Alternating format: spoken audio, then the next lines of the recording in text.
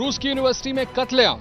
बंदूकधारी हमलावर ने फायरिंग की तो बचने के लिए इमारत की खिड़कियों से कूदने लगे टीचर और छात्र। पहले ये तस्वीरें देखिए, बड़ी सी इमारत दिख रही है जिसकी खिड़कियों से जान बचाने के लिए लोग कूद रहे हैं।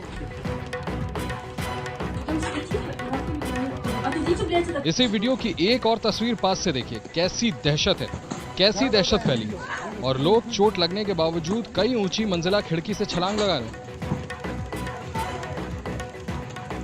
तस्वीरें हैं रूस के पर्म की। यहाँ ये काले कपड़ों वाला शख्स हथियार लेकर यूनिवर्सिटी में घुसा और इसने कई बच्चों की जान ले ली।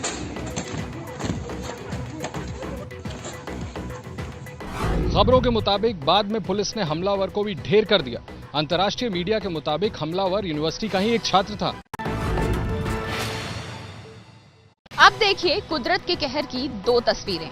स्पेन में फट गया ज्वालामुखी तो कैलिफोर्निया के जंगलों की आग में जल रहे हैं दुनिया के सबसे ऊंचे पेड़। अब धुएं की आग के बीच छिपे सूरज को देखिए। अमेरिका के कैलिफोर्निया में आग आजकल आसमान को ऐसे ही ढक रही है। कैलिफोर्निया के जंगलों में लगी ये आग अब उन पेड़ों तक पहुंच गई है जो दुनिया के सबसे ऊंचे पेड़ों में गिने जाते हैं।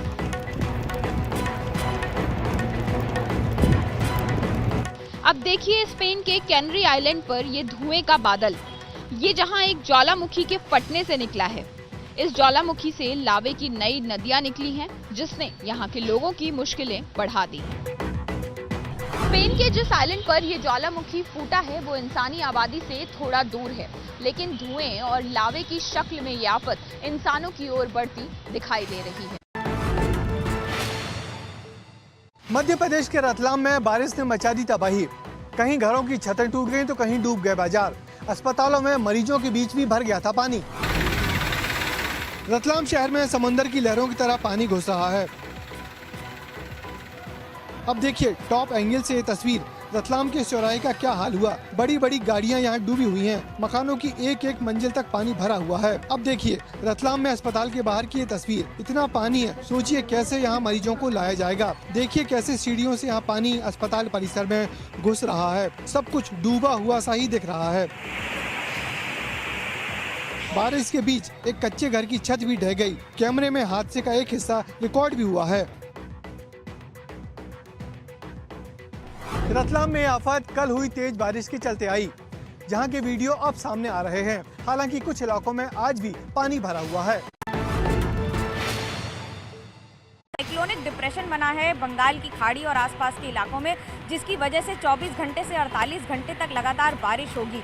इस बालीगंज के इलाके में जहां गाड़ियां सुबह के समय लगातार कई गुना ज्यादा संख्या में होती हैं, आज हालात ये हैं कि लोगों को गाड़ी सिर्फ एक कोने से निकालने की जरूरत है, क्योंकि इस पूरे इलाके में पानी भरा है। बस में पैदल जाना पड़ेगा। कल रात से बारिश हो रहा है, पूरा पानी भरा हुआ सब जगह। दरअसल आम आदमी की ये सबसे बड़ी समस्या है। जिनके पास गाड़ियां हैं वो तो निकल रहे हैं, लेकिन गाड़ियों में भी पानी भर रहा है। कई इलाके हैं जैसे सॉल्ट लेक, उत्तर कोलकाता और बाकी सारे इलाकों में जहां पर पानी इतना भर गया है कि इस समय वहां पर भी गाड़ियों को या अंडरपास के जरिए चलने में दिक्कत हो रही है। एयरपोर्ट में पानी भरा है। हालांकि अभी तक किसी तरह से ऑपरेशंस पर असर नहीं पड़ा है, लेकिन जो पानी भरा है सड़कों पर, ये अगले कई घंटों तक ऐसे ही रहेगा और लोगों को इस दिक्कत का सामना करना पड़ेगा। उत्तराखंड के चमोली में तेज बारिश के बाद पहाड़ से आया सैलाब। कीचड़ और पत्थरों के सैलाब की चपेट में आया चमोली का एक गांव। पानी की गर्जना, हर तरफ कीचड़ ही कीचड़ है। देखिए कीचड़ के साथ कैसे बड़े बड़े पत्थर बहकर यहाँ आ गए। कई गाड़ियाँ और मोटरसाइकिल भी यहाँ आफत के मलबे में फंसी हुई दिख रही है। तस्वीरें हैं उत्तराखंड के चमोली की। यहाँ तेज बारिश के बाद पहाड़ से ऐसे कीचड़ और पत्थरों का सैलाब आया। इस हादसे में यहाँ BRO यानी बॉर्डर रोड ऑर्गेनाइजेशन का अस्थायी ठिकाना बर्बाद हो गया। हादसे में BRO के कर्मचारी बाल बाल बचे हैं। उत्तराखंड में हाईकोर्ट के आदेश के बाद चारधाम यात्रा चालू हो गई है, लेकिन यहाँ रास्तों पर पहाड़ों का दरकना और बादल फटने का सिलसिला जारी है। महाराष्ट्र में टोल प्लाजा पर राज ठाकरे की पार्टी की गुंडागर्दी, टोल प्लाजा पर डंडे से तोड़फोड़ की। पहले बल्ले से यहां पर इस तरह से शीशा तोड़ा और फिर डंडे से तोड़फोड़ की। तस्वीरें ठाणे के भिवंडी हाईवे की है। यहां टोल प्लाजा पर राज ठाकरे की पार्टी MNS के कार्यकर्ताओं ने ये बवाल काटा। बाद में मौके पर पुलिस पहुंची और हंगामे कर रहे इन लोगों को हिरासत में लिया है। एमएनएस का आरोप है कि टोल प्लाजा के पास की सड़क का बुरा हाल है। शिकायत करने के बाद भी सड़क की मरम्मत नहीं की गई, इसलिए ये हंगामा हुआ है। राजस्थान में एससी समुदाय के युवक की पीट कर हत्या से हड़कंप। लड़की को बाइक से टक्कर लगने के बाद हुआ था विवाद। राजस्थान के अलवर में सड़क पर बैठकर प्रदर्शन कर रहे ये लोग उसी युवक के परिवार वाले और जानने वाले हैं जिस युवक की पीट कर हत्या की गई है। वारदात 15 सितंबर की है। यहाँ भटपुरा गांव से एससी समुदाय का युवक योगेश आ रहा था। आरोप है कि उसकी बाइक से एक लड़की को टक्कर लगी। उसके बाद मौके पर जुटी भीड़ ने उसे पीटा, बाद में उसकी मौत हो गई। इसी गंभीरता को देखते हुए एसपी साहब द्वारा इसमें प्रकरण की जो जांच है वो सीओ लक्ष्मणगढ़ को दी गई है। दोनों प्रकरणों की जांच कानून सम्मत कार्रवाई की जाएगी। इस मामले पर सियासत भी तेज है। बीजेपी प्रवक्ता संबित पात्रा ने कहा कि गहलोत राज में एससी समुदाय के युवक की लिंचिंग हो गई। पूर्व केंद्रीय मंत्री और बीजेपी की कद्दावर नेता उमा भारती के बयान से हो गया बवाल। उमा भारती ने ब्यूरोक्रेसी के अफसरों पर आपत्तिजनक बयान दिया। ये नेता ही घूमने देते हैं ऐसा। आपको गलतफहमी है। ब्यूरोक्रेसी कुछ नहीं होती, चप्पल उठाने वाली होती है। चप्पल उठाती है हमारी। जो ब्यूरोक्रेसी के सम्मान को लेकर कांग्रेस को, कमलनाथ जी को कोसने वाले भाजपा नेता शिवराज जी स्पष्ट करें कि क्या ब्यूरोक्रेसी का आपकी पार्टी के नेताओं में यही सम्मान है? हो सकता है उमा भारती की इस पर सफाई भी आए, लेकिन ये तो साफ है कि जुबान से छूटे शब्दों के तीर पर मध्य प्रदेश में सियासी संग्राम तो शुरू हो ही गया है। यूपी के पूर्वांचल में मुख्यमंत्री योगी आदित्यनाथ की ललकार। कहा, खानदान वाले राशन हड़प गए तो बीएसपी के हाथी का कभी पेट ही नहीं भरा।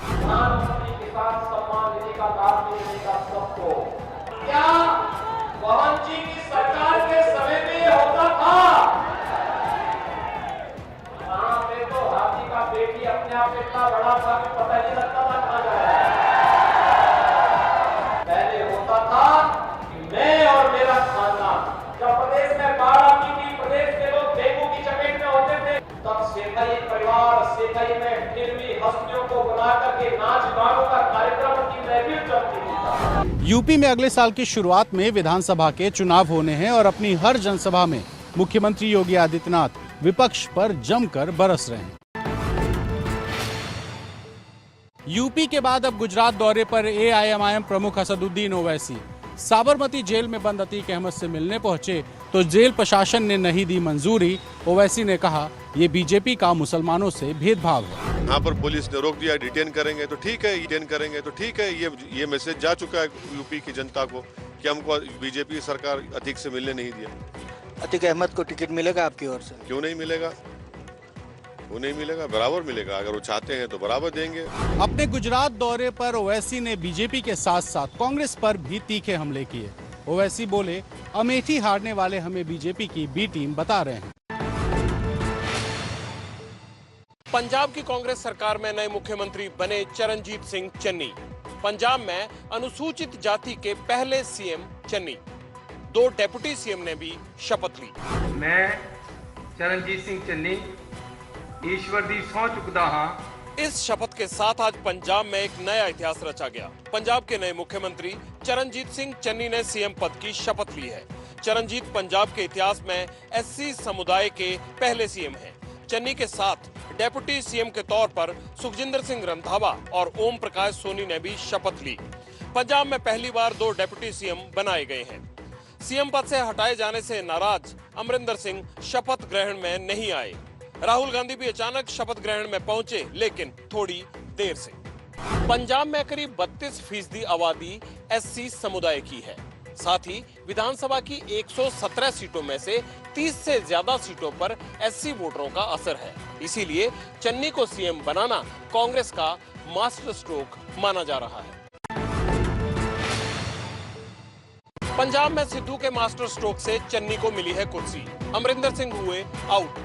शपथ के बाद चन्नी बोले, एक गरीब और आम आदमी को बनाया गया है सीएम। इस तस्वीर में नए सीएम चरणजीत सिंह चन्नी और डिप्टी सीएम के साथ जश्न मना रहे हैं नवजोत सिंह सिद्धू। अमरिंदर को हटाना पंजाब कांग्रेस के अध्यक्ष सिद्धू की बड़ी कामयाबी माना जा रहा है। पदभार संभालने के बाद चन्नी ने भी सोनिया, राहुल, सिद्धू समेत धन्यवाद किया। आज कांग्रेस पार्टी ने एक गरीब नु ਇੱਥੇ तक लिया के बिठा दिता है। ਜਿੱਥੇ ਤੱਕ ਮੇਰੀ ਔਰ ਸਾਡੀ ਔਕਾਤ ਪਹਿਲਾਂ ਨਹੀਂ ਪੰਜਾਬ ਦੀ ਕਿਸਾਨੀ ਤੇ ਆਂਚ ਨਹੀਂ ਆਣ ਦੇਗੀ। ਇਹ ਕਿਸਾਨਾਂ ਦੀ ਸਰਕਾਰ ਹੈ। ਕਾਲੇ ਕਾਨੂੰਨ ਵਾਪਸ ਲੈਣ ਵਾਸਤੇ ਮੈਂ ਕੇਂਦਰ ਸਰਕਾਰ ਨੂੰ ਅਪੀਲ ਕਰਦਾ। ਮੈਨੂੰ ਬੜਾ ਫਖਰ ਹੈ, ਮੈਨੂੰ ਬੜਾ ਮਾਣ ਹੈ ਕਿ ਰਾਹੁਲ गांधी जी ने पंजाब की इस धरती ते इतिहास कायम किया। पार्टी ने एससी समुदाय से सीएम और पहली बार 2 डिप्टी सीएम बनाकर पंजाब में बड़ा दांव खेला है, लेकिन पार्टी की अंदरूनी कलह को संभालना अभी भी बड़ी चुनौती है। पंजाब में कांग्रेस सरकार के नए सीएम के दांव पर बरसा विपक्ष। बीजेपी, अकाली दल और मायावती ने बताया चुनावी हथकंडा। कुछ ही समय के लिए इनको पंजाब का मुख्यमंत्री बनाना ये केवल इनका कोरा चुनावी हथकंडा है, इसके सिवाय कुछ भी नहीं है। जब बलि का बकरा बनाने की बात है तो आप चरणजीत सिंह चन्नी को आगे करो 90 दिन के लिए, और जब 5 साल के मुख्यमंत्री का कैंडिडेट बनाने की, मैं नहीं मानता कांग्रेस की सरकार है, लेकिन कैंडिडेट बनाने की बात है तो नवजोत सिंह सिद्धू को आगे कर रहे हो। एक दलित को चीफ मिनिस्टर बनाकर फिर कह रहे हैं कि तुम नाकाबिल हो, तुम्हारी इतनी काबिलियत नहीं कि हम तुम्हें चीफ मिनिस्टर के रूप में प्रोजेक्ट कर सकें। ये खाली चरणजीत सिंह चन्नी की इंसल्ट नहीं है, ये इंसल्ट है दलित भाईचारे की। पंजाब में अगले साल विधानसभा चुनाव में कांग्रेस के सामने अपनी सरकार को बचाने की चुनौती है, इसलिए अमरिंदर सिंह को हटा करके कांग्रेस ने नई रणनीति बनाई। लेकिन अब ये वक्त ही बताएगा कि कांग्रेस का ये दांव कितना चलता है। पंजाब में नई सरकार के बीच कांग्रेस पार्टी के प्रभारी हरीश रावत के बयान से नया विवाद। रावत ने सिद्धू को बताया चुनाव का चेहरा, तो कांग्रेस नेता सुनील जाखड़ ने उठाए सवाल। वो हमारे मुख्यमंत्री हैं और हम प्रदेश कांग्रेस को, कांग्रेस के सामूहिक प्रदेश कांग्रेस अध्यक्ष को और कांग्रेस को सामने रख करके चुनाव लड़े। एबीपी न्यूज पर कांग्रेस प्रभारी हरीश रावत के इस बयान से पंजाब कांग्रेस में नया विवाद चालू हो गया। सिद्धू को चुनावी चेहरा बताने पर सुनील जाखड़ बोले, मुख्यमंत्री चरणजीत चन्नी के शपथ ग्रहण पर हरीश रावत का ये बयान कि चुनाव सिद्धू के चेहरे पर लड़ा जाएगा हैरान करने वाला है। ये मुख्यमंत्री के अधिकार को कम करने जैसा है। ये अकेला मेरी चिंता, पर्सनल चिंता नहीं थी, ये थी कि इस बात को तोड़ मरोड़ के ना लिया जाए, लोग इसमें और किस्म की शंकाएं ना पैदा करें। मुझे इस बात की खुशी है कि हाईकमान ने फौरी तौर पे इसका संज्ञान लिया। माना जा रहा है कि सीएम पद ना मिलने की वजह से सुनील जाखड़ के बयान तीखे हो गए हैं। इस बीच सुनील जाखड़ के भतीजे अजय वीर जाखड़ ने पंजाब किसान खेत मजदूर आयोग के प्रमुख के पद से इस्तीफा दे दिया है। अभिनेत्री राखी सावंत पर यूपी में बीजेपी नेता हैदर नारायण दीक्षित के बयान से विवाद। हैदर नारायण ने राखी पर दिया था आपत्तिजनक बयान।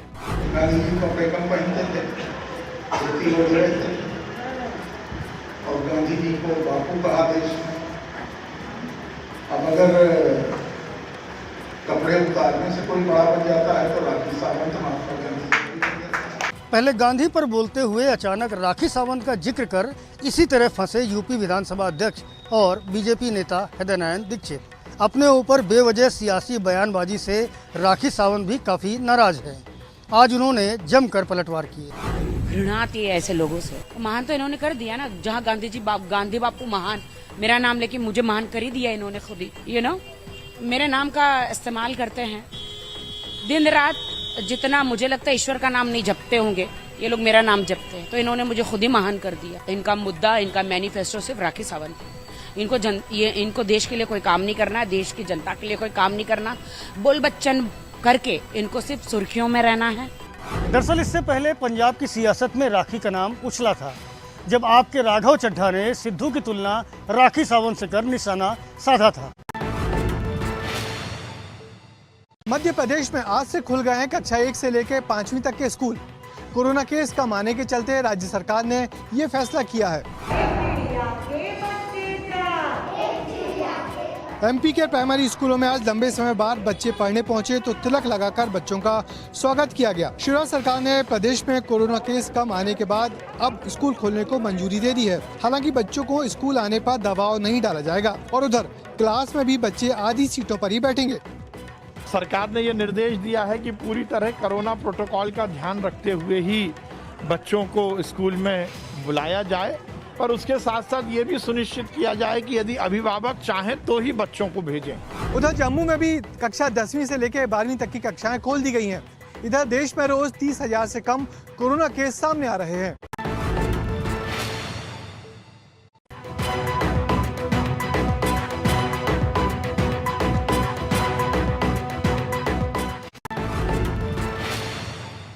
दिवंगत अभिनेता सुशांत सिंह राजपूत केस के दौरान नेपोटिज्म के मुद्दे पर जावेद अख्तर पर बयानबाजी कंगना रनौत को आखिरकार कोर्ट खींचकर ले आई। कंगना रनौत की आज अंधेरी कोर्ट में पेशी हुई। कंगना की मौजूदगी को दर्ज किया गया। आज कंगना की ओर से केस ट्रांसफर करने की भी एक याचिका दायर की गई है। कंगना का कहना है कि इस कोर्ट पर उनका विश्वास नहीं है, जिसके बाद कोर्ट ने सुनवाई के लिए अगली तारीख 15 नवंबर की दी। आज कोर्ट में कंगना ने जावेद अख्तर पर आरोप लगाते हुए एक काउंटर एप्लीकेशन भी दी, जिसमें कंगना ने जावेद अख्तर पर एक्सटॉर्शन और धमकाने का आरोप लगाया, जिसकी सुनवाई अंधेरी कोर्ट में 1 अक्टूबर को होगी। ट्रांसफर एप्लीकेशन में खाली ग्राउंड्स दिए जाते हैं कि मैं क्यों इस जज के सामने नहीं आगे बढ़ना चाहता हूँ, तो वो ग्राउंड्स मैंने दे दिए जज साहब के सामने, चीफ मेट्रोपॉलिटन मजिस्ट्रेट के सामने। फर्स्ट को उसका हियरिंग है। अब जाहिर सी बात है 15 नवंबर का डेट ये मजिस्ट्रेट साहब ने इसीलिए दिया क्योंकि उनको भी पता है कि अभी वो मैटर में 2-3 हियरिंग चलेंगे तो थोड़ा टाइम लगेगा, तो हम इस जज के सामने नहीं आगे बढ़ना चाहते इन शॉर्ट। कंगना का आरोप है कि ऋतिक रोशन प्रकरण के दौरान जावेद अख्तर ने कंगना रनौत और रंगोली चंदेल को अपने घर पर बुलाया था और दोनों को धमकी दी थी।